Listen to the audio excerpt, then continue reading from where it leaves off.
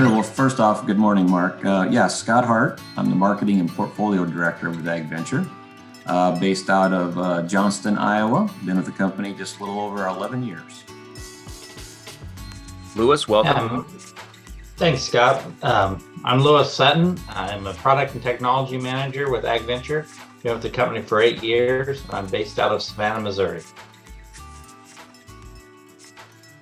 And I'm Jeff Shaner. I'm also a product and technology manager with the AgVenture company. I work the eastern half of the United States while Lewis works the western half.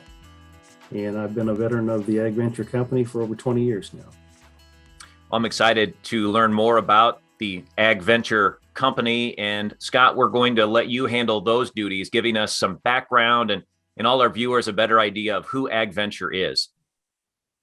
Well, it's a company that's been around since 1983. It's really a unique go-to-market strategy. We are a national brand. We're a part of Corteva AgriScience. And our unique model allows us to be a national brand working with the largest group of independent seed companies in the U.S. So we provide genetics, traits, technology, a national brand, marketing support, and then the local independent seed companies work with their growers and provide their local expertise and knowledge at the local level.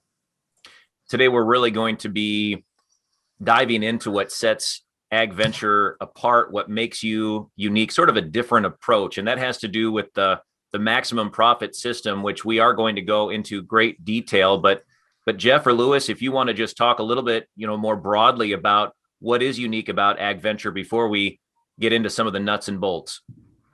AgVenture is really a national brand that has localized product decision-making and a higher focus on seed enhancements, product selection, and truly local ownership, knowledge, and support for farmers of any given locale. Lewis, anything you would want to add as far as, what's different about AgVenture?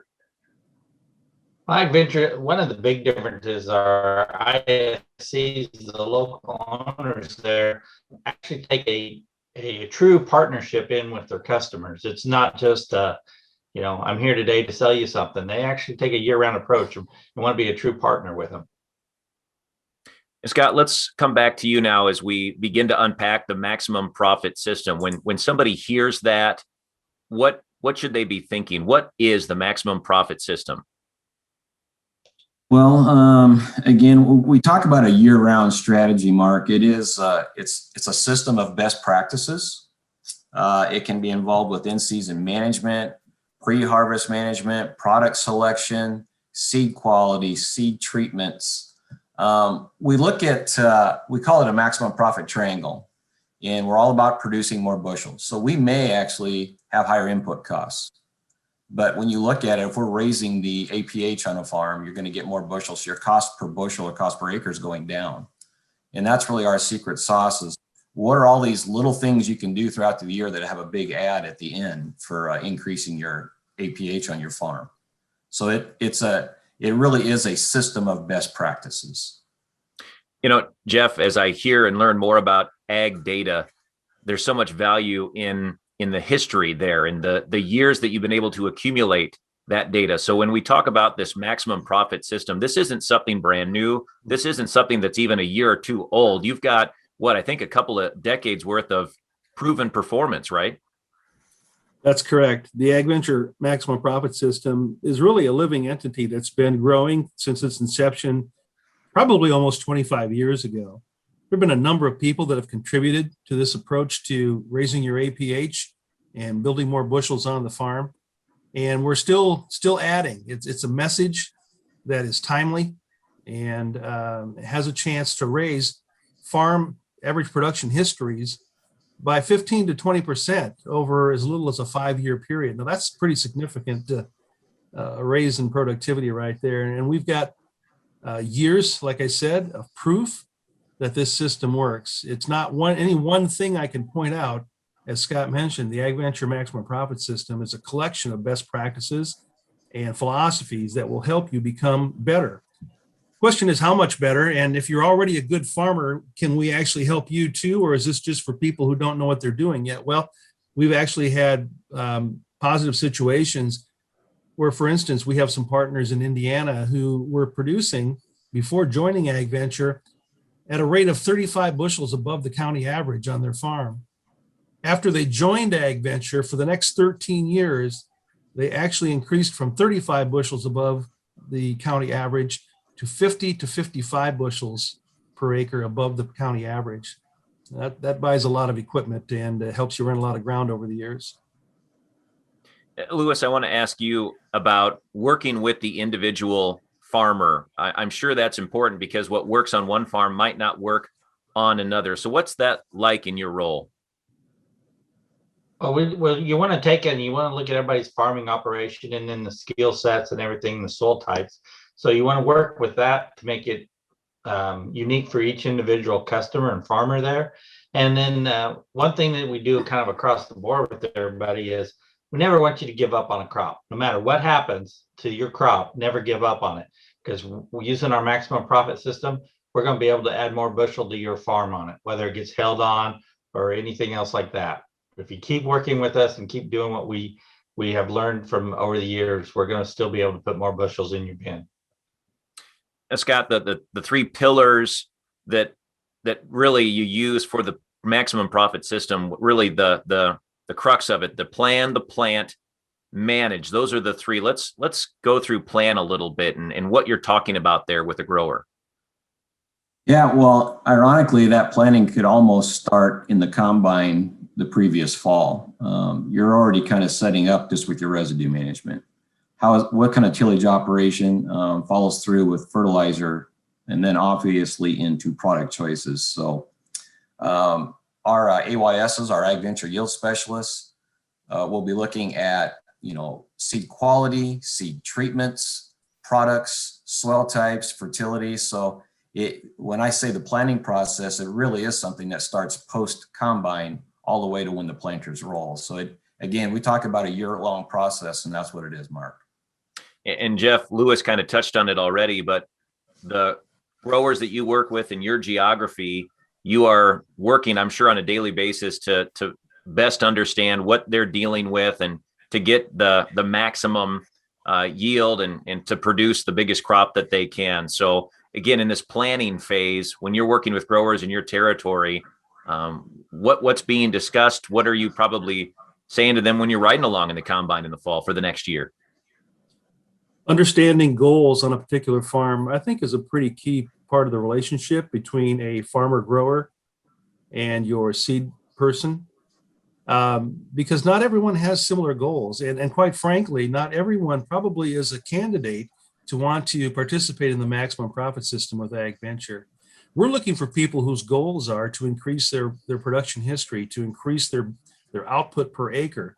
And surprisingly, that isn't always the goal. If you're on a piece of rented ground that you don't anticipate getting back next year, you're probably not going to shoot for maximum profit on that acre. Perhaps you have a goal to cover acres as fast as possible. You have limited equipment, limited manpower, and you're not out to do the best job possible. You're out to just cover acres as quickly as you can. Well, we can help a person like that. The person we're ideally looking to work with as an AgVenture customer is someone who wants to grow, get better, and make more money per acre and set themselves up to do that over the long term. Planning is not so much only in the hands of the farmer and their salesman. Planning takes part in the decision to join AgVenture as a partner in that operation. And I think if we went into something like our seed quality initiative, we could tell a lot of stories about how just this one aspect alone is building more productivity out of the farm. Well, who would like to talk a little bit more about that initiative? Go ahead, Jeff. Okay. So seed quality, every company that sells seed has a goal to hand over high quality seed to their customer. I'm not saying we're unique in that goal. I am saying AgVenture is unique in our approach to making sure that goal is met. AgVenture regional seed company owners, independent seed company owners that sell our brand, have access to the quality assurance data for every lot of seed destined to hit their warehouse. Interestingly enough, just 2 weeks ago, I was at a location with one of our independent seed company owners. And when I arrived, they told me, yeah, I've just spent the last hour or so readjusting what type of seed I'm bringing into the warehouse because I had 2 lots of seed that were assigned to me that met industry standards, but they have not met my personal AgVenture standards. All right. This is so key. We've actually done a study over years, over states that have combined the data of the same product in 3 different quality lots of seed. All of these lots of seed, all 3 of them from the lowest to the highest, met industry standards. But as we've collected the data, what does it mean to have a lot of seed with pristine quality versus average quality versus a little lower quality? And that can come in the form of cold germs. That can come in the form of abnormals. Okay, not just a warm germ reading. You can make up to 14 bushels per acre difference on seed quality alone and what it means to the stand that you acquire. So AgVenture has its own bar with the seed quality. What about some of the inputs that go along with that, the seed treatments, things of that nature? Yeah, we're really fortunate. We work with Corteva Seed Applied Technology Group, and they do a lot of the research, the R&D for us. Phenomenal job, multi-year testing. You know, you're looking at safety to the handler, safety to the crop.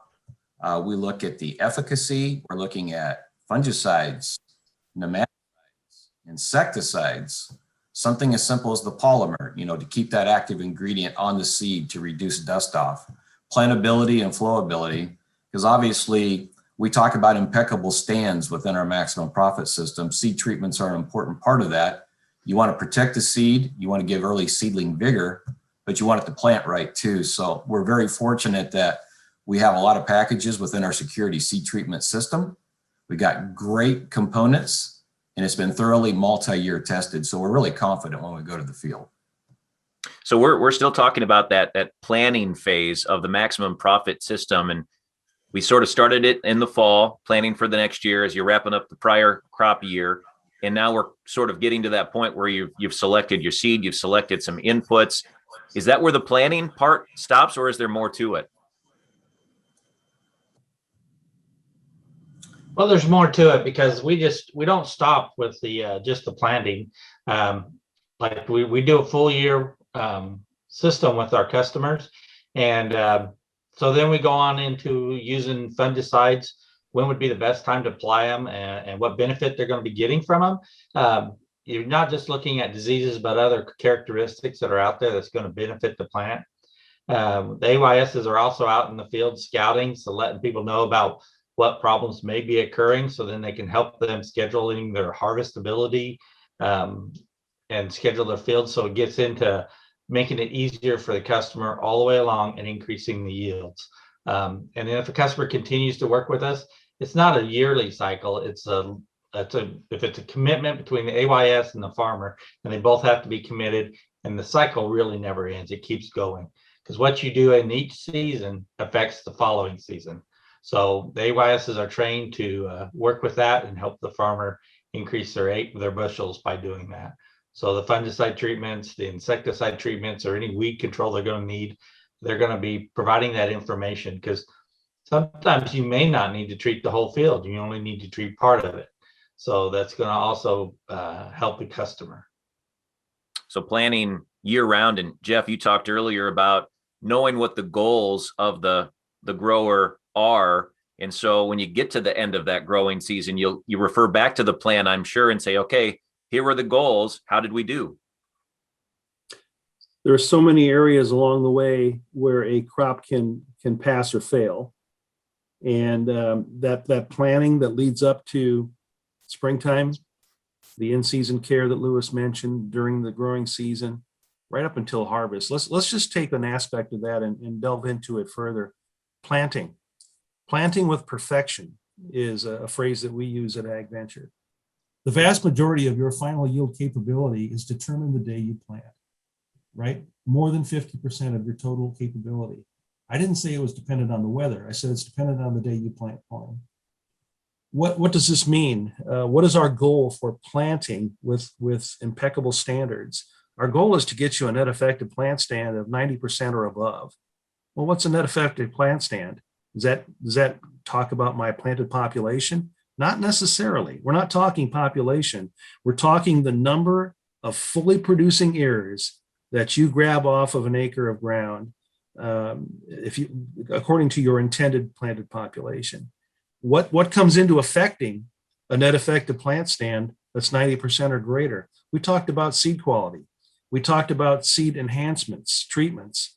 We talked about, we'll talk to a customer about how they plant, when they plant, what they plant, and in what location they're planting.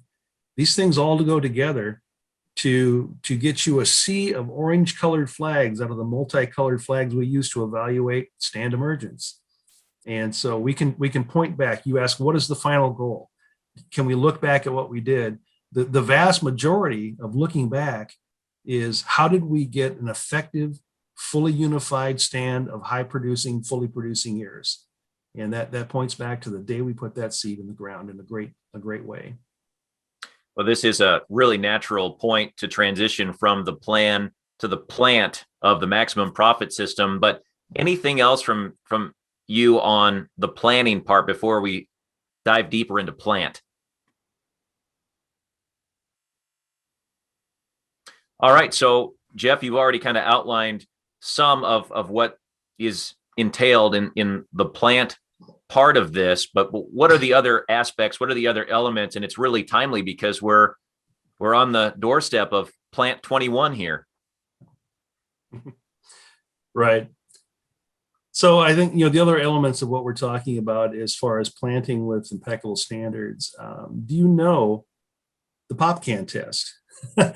And you might say, what's the Popcan test? Well, I'm not going to tell you exactly what the Popcan test is, but if you have a operator driving your planter on the day you plant who can't pass the Popcan test, you realize that you would be money ahead in the long run to fire that person, or if it's your grandpa, don't fire him, but set him aside and put somebody in that tractor cab who can pass the Popcan test, because it's going to make you money. All right. And so that's something you may want to talk to an AgVenture AYS about. How do I drive this piece of equipment? No matter what it's designed to do. We have planters, obviously, that are designed to go 10 miles per hour. Can they pass the Popcan test and get you that impeccable standard of emerging seed that you're looking for? Planting date. We all know that corn in particular is highly dependent on overall yield capability by what calendar date you put it in the ground. But there is something that supersedes calendar date as the most important time to plant your corn. Do you know what that is? Your AgVenture AYS can tell you that. Well, and Lewis, I suspect that has something to do with the conditions in the field at planting. And so a two-part question for you as you look across your area as we approach the end of March. What are conditions like, and what are those pristine conditions a farmer's looking for to plant that seed into the ground?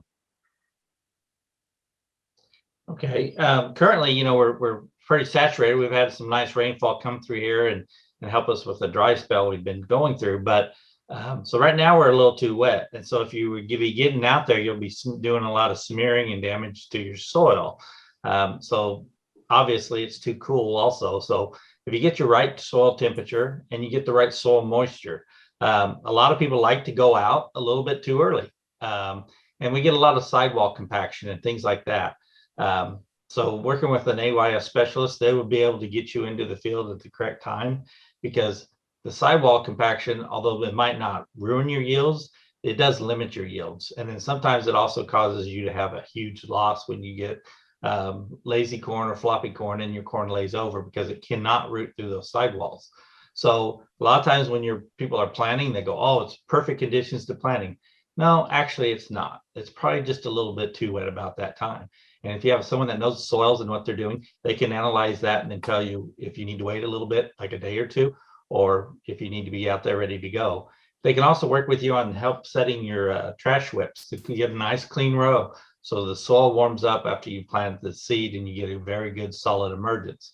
So they can help you with that. Some people dig too much, some people don't dig enough. So that process is a good condition to work with there when they're doing that. And the other thing is, you want to keep in mind when the next rainstorm's coming. A lot of people want to go out and keep planting right up till it rains. And majority of the time, those were fields that would give you a complaint. So a lot of times you want to stop planting probably 6-7 hours before a rain would come.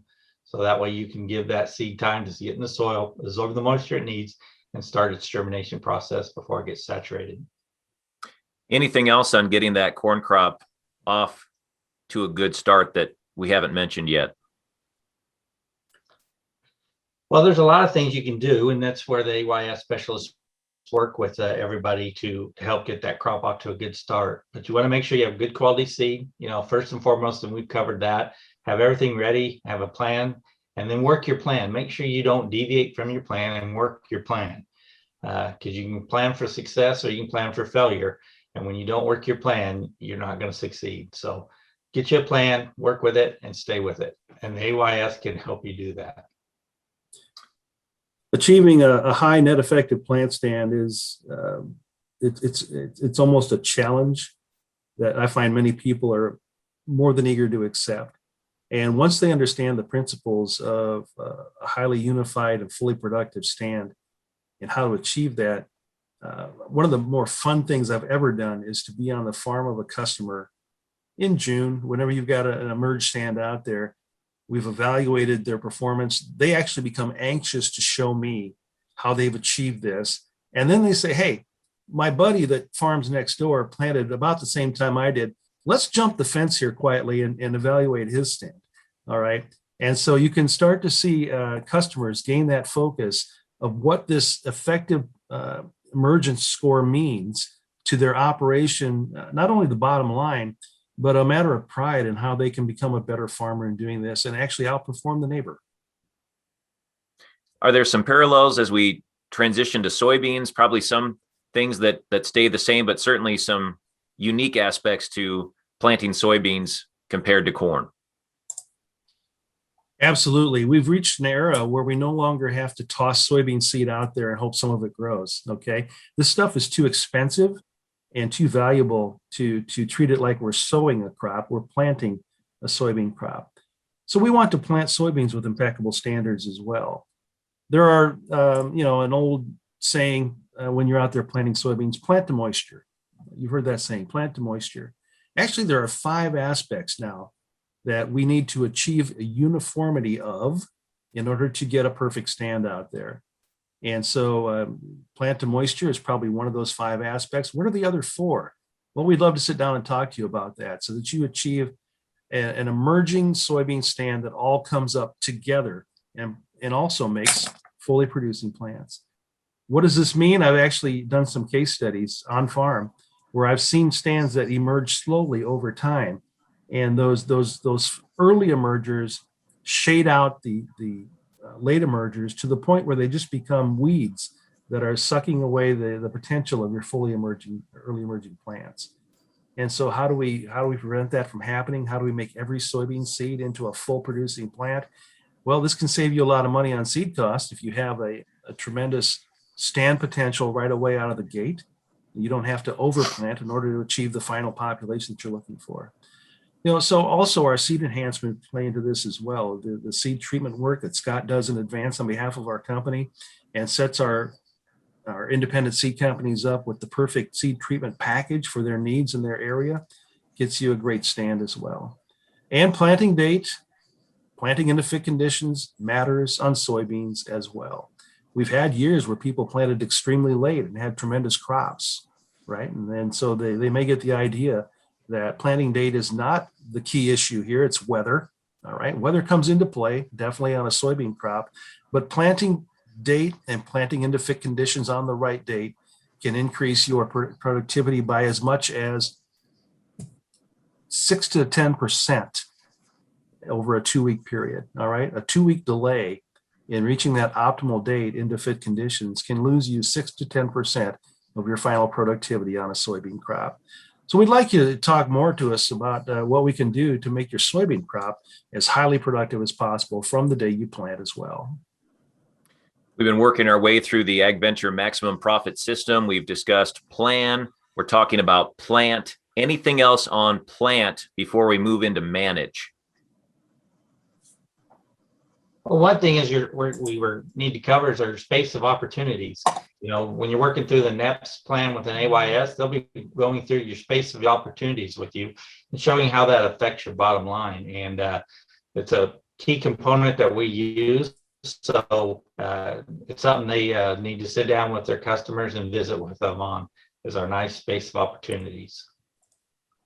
And this seems like as good a place as any to point out that, again, because this system has been around as long as it has, I'm sure that you've added to the portfolio over time, that you've learned along the way. You've been able to tweak it and maybe take out some things that you at one point thought were good guidelines, and then you figured out there's something better out there. But I would imagine that because this has been around for a while, that you've been able to just keep building it, right? Yeah, I gotta say, I can make a point on that. I think it is.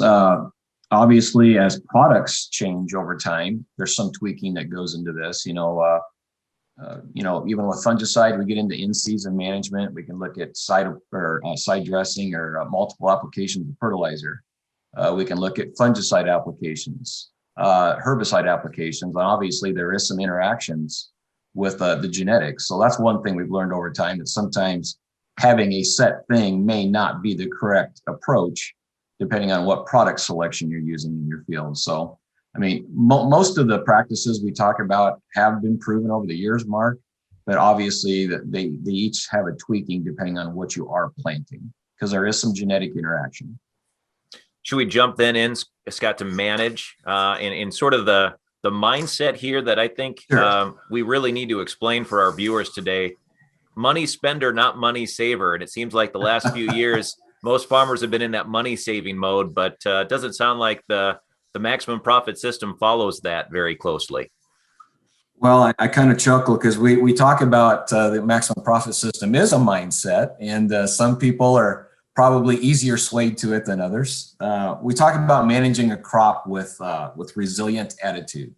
And to your point, one of my favorite sayings in this is being a money maker, not a money saver. That old saying is you can't save yourself to prosperity. I think one of the other gentlemen, Lewis or Jeff, spoke earlier of never giving up on the crop. And that's really where we are on this system. If there's a way to get more bushels, these more full ears, if we're talking corn, at the end of the year, the only way we're going to pay bills is to get more yield. I came from a family farming operation. My dad's since retired, but I know at the end of the year, he only got paid for the amount of weight that went over that scale. So obviously, we're going to be looking at, the financials with a grower. Our AgVenture yield specialists do walk through that. But if there's a way to not give up on that crop, and we're confident that what we're doing, even though that decision is, gosh, I don't know if I want to do this, I want to save that money. If we've got some proven track record where we know, in this instance, if you do this, we're quite confident it's going to give you X bushels more yield. And at the end of the year, that's going to pay off.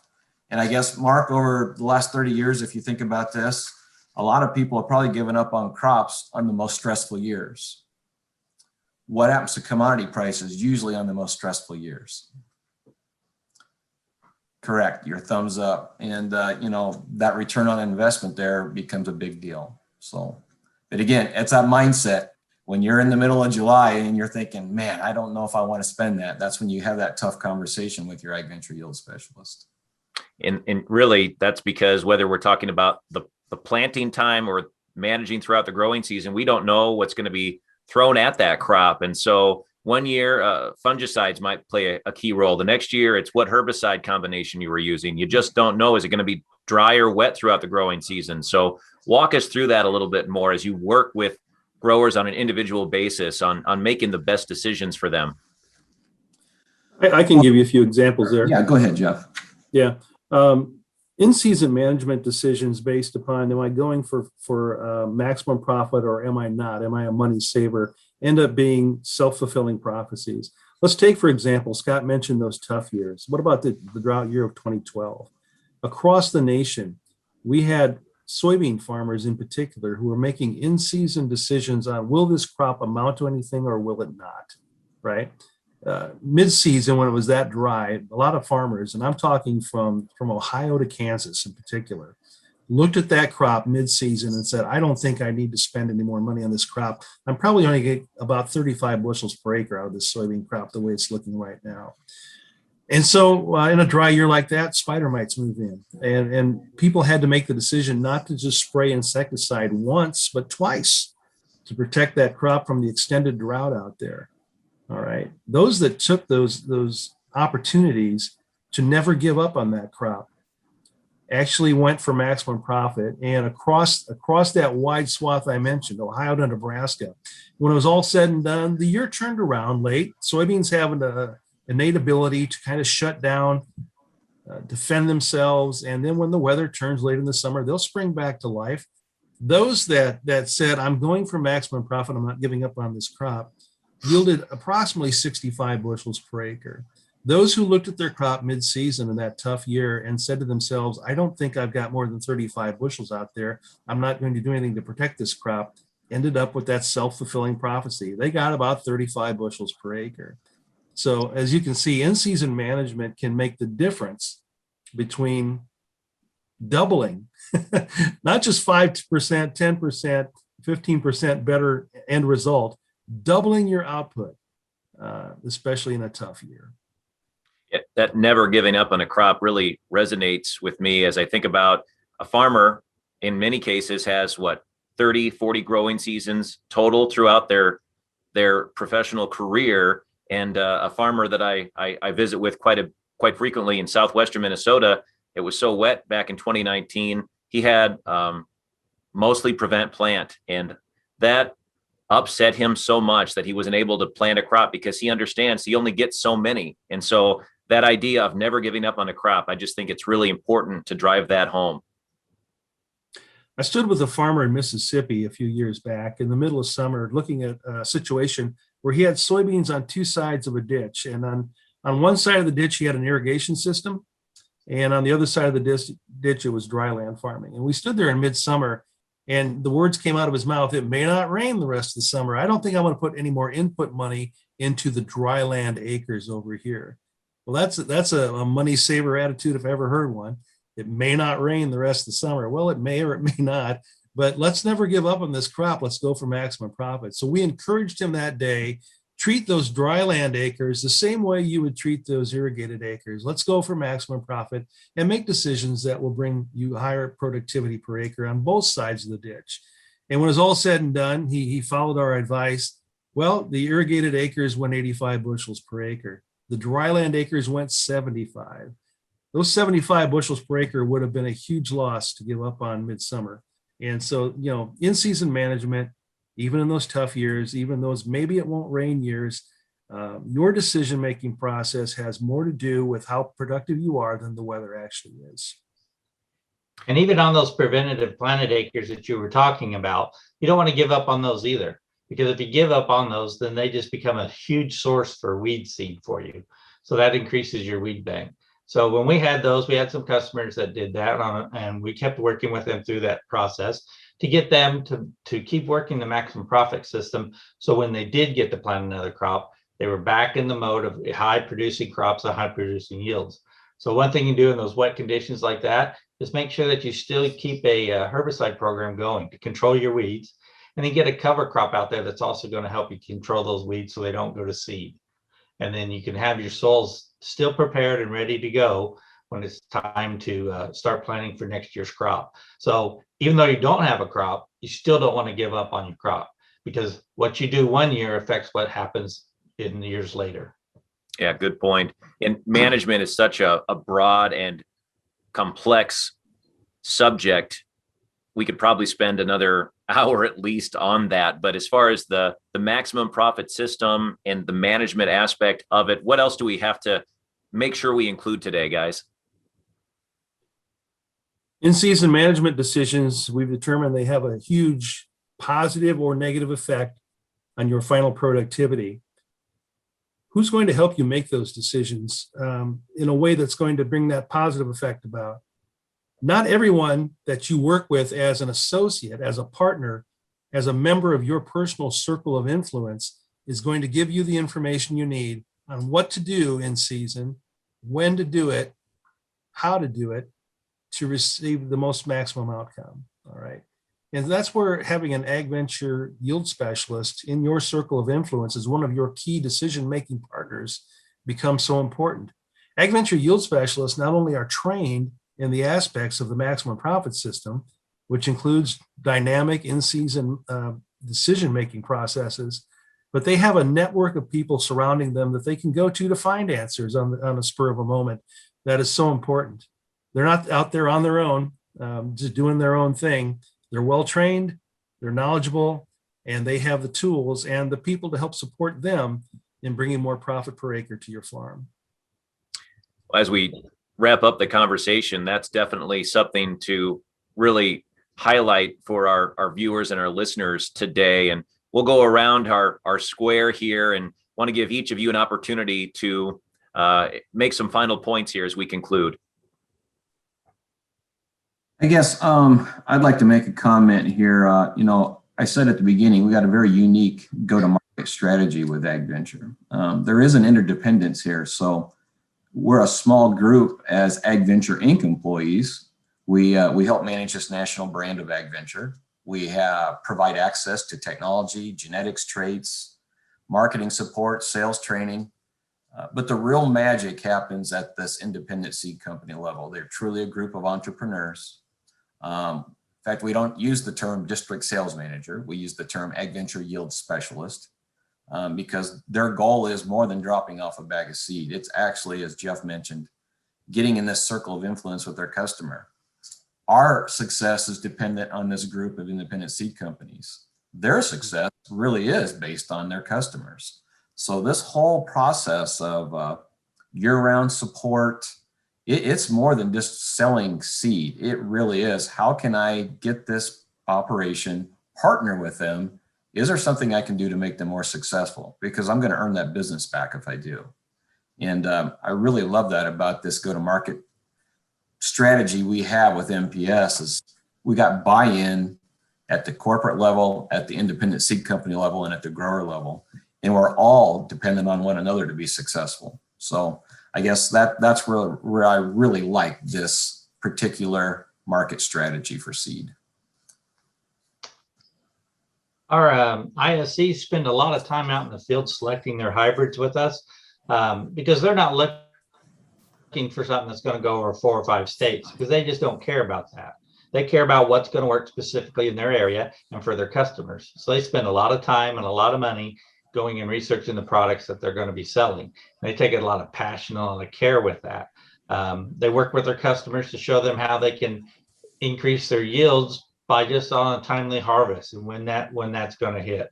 So they are your true partners with the customers and with the farmers.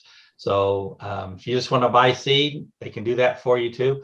But if you truly want someone that's interested in your farming operation and helping you, AgVenture is the place to be.